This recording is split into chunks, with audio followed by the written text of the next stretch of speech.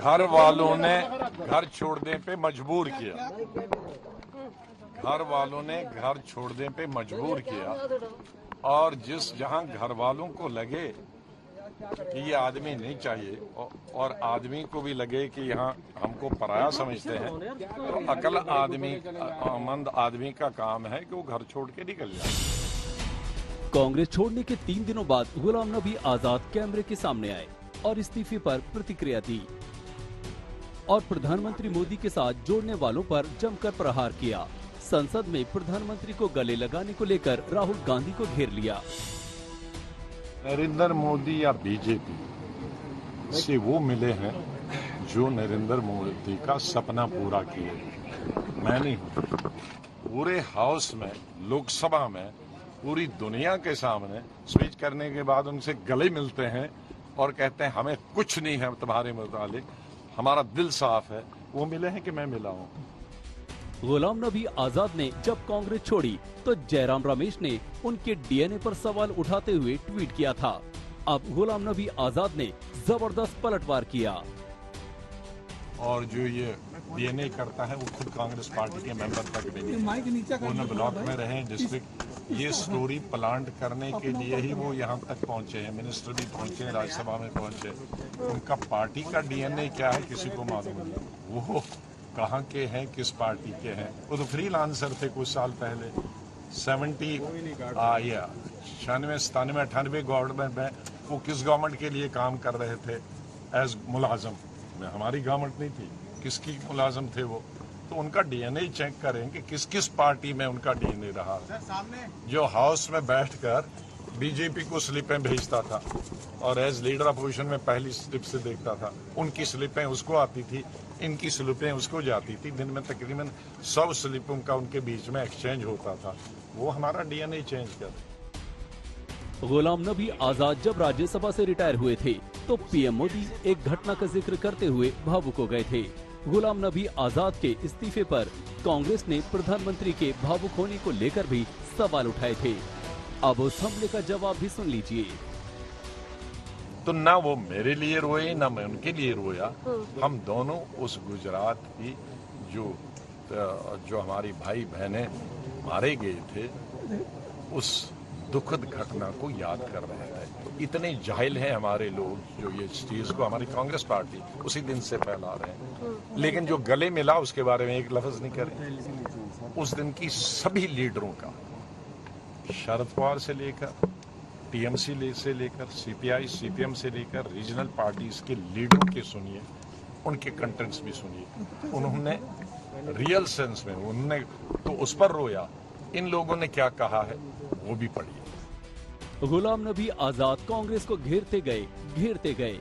कहा जिस दिन से G23 वाली चिट्ठी लिखी उसी दिन से आंखों में खटकने लगे। मोदी सब बहाना। इनकी आंखों में हम खटकते हैं जिस दिन से हमने वो G23 की लेटर, क्योंकि ये कहते थे कि हमको कोई लेटर लिखना नहीं चाहिए। हम तो कानून से पढ़े हैं, हम पार्टी सिक्योरिटी से पढ़े हैं। कांग्रेस जीरो भी आएगा तो भी कोई नहीं पूछेगा। जब हमने चैलेंज किया उनकी फंक्शनिंग का, वर्किंग का, हमारे इलेक्शन नहीं हो रहे हैं, 25 साल से वर्किंग कमेटी नहीं हो रहा है, इलेक्शन कमेटी नहीं हुआ, कमेटियां नहीं है, वो उस दिन से खटक रहा था। उसके बाद बहाने से बहाना करते करते इस स्टेज, और उसके बाद कई मीटिंगें हुई। एक सजेशन भी हम लोग उनकी नहीं माने। इस्तीफा देने के बाद गुलाम नबी आजाद खुलासा कर रहे हैं कि 5 राज्यों के चुनाव से पहले उन्होंने और G23 के दूसरे सदस्यों ने पार्टी को मजबूत करने के लिए कई सुझाव दिए, प्रचार कमेटी बनाने की बात कही, लेकिन उनकी सलाह मानने की बजाय पार्टी ने उन्हें प्रचार कमेटी में शामिल ही नहीं किया। मैं इंदिरा गांधी के जमाने से स्टार कैंपेनर हूँ। 20 साल पहले तक उसको स्टार कैंपेनर नहीं कहते थे, उसको नेशनल कैंपेन कमेटी, उसका मेंबर होता था। जब मैं यूथ कांग्रेस प्रेसिडेंट से तब से मैं कैंपेन कमेटी का मेंबर होता था। तब मैं यंगेस्ट था, फिर स्टार कैंपेन। नतीजा ये हुआ कि बंगाल, असम और केरला हिंदुस्तान में सबसे ज्यादा मुस्लिम आबादी कश्मीर को छोड़कर इन्हीं 3 स्टेटों में, 35% असम, 32% केरला, 29-30% बंगाल। तो पहली दफा 40 साल में मैं उस कमेटी का भी मेंबर नहीं था, 40 दफा पहले। और क्या आया? बंगाल में 0 आया, असम में चली गई, और केरल में 60 साल के बाद हम आए। गुलाम नबी आजाद ने कांग्रेस के सदस्यता अभियान और अध्यक्ष पद के प्रस्तावित चुनाव पर भी सवाल खड़ा किया।